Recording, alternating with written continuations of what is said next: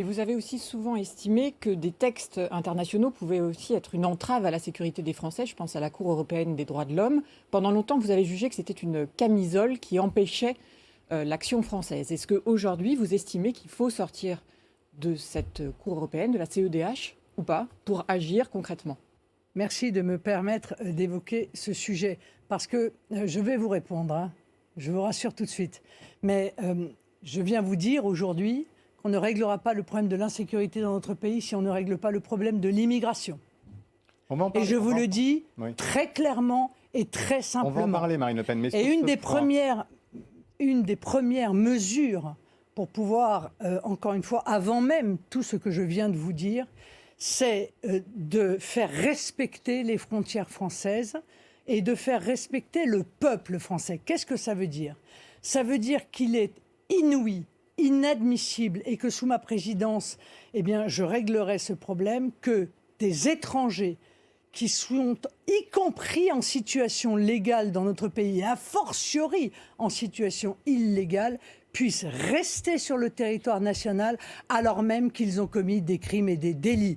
Et c'est un des grands désaccords d'ailleurs avec les différentes propositions qui ont été faites, que ce soit la loi SILT ou que ce soit la petite loi à nouveau de police qui est actuellement en discussion. C'est qu'il m'apparaît que systématiquement un étranger qui a commis un délit ou un crime devrait, à l'issue de sa peine de prison, si tant est que cette peine de prison s'effectue en France, être évidemment interdit du territoire français. Et si la Cour européenne des droits de l'homme vous dit que ce n'est pas possible, et vous sanctionnez. Est-ce que vous sortez de la Cour européenne des droits de l'homme? Moi, ce que je voudrais vous dire, sur ce cas-là. Ce que je voudrais vous dire, c'est que la seule chose qui m'intéresse, Madame Morgue, c'est protéger les Français.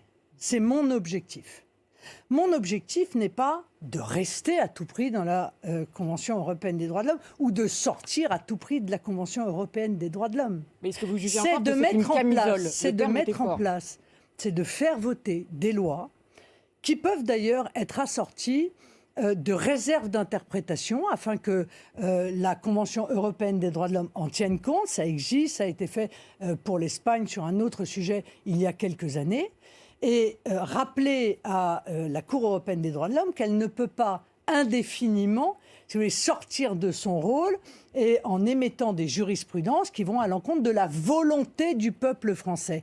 Donc, je n'ai comme objectif ni d'y rester ni d'en sortir. J'ai comme objectif de protéger les Français et de faire respecter leur volonté.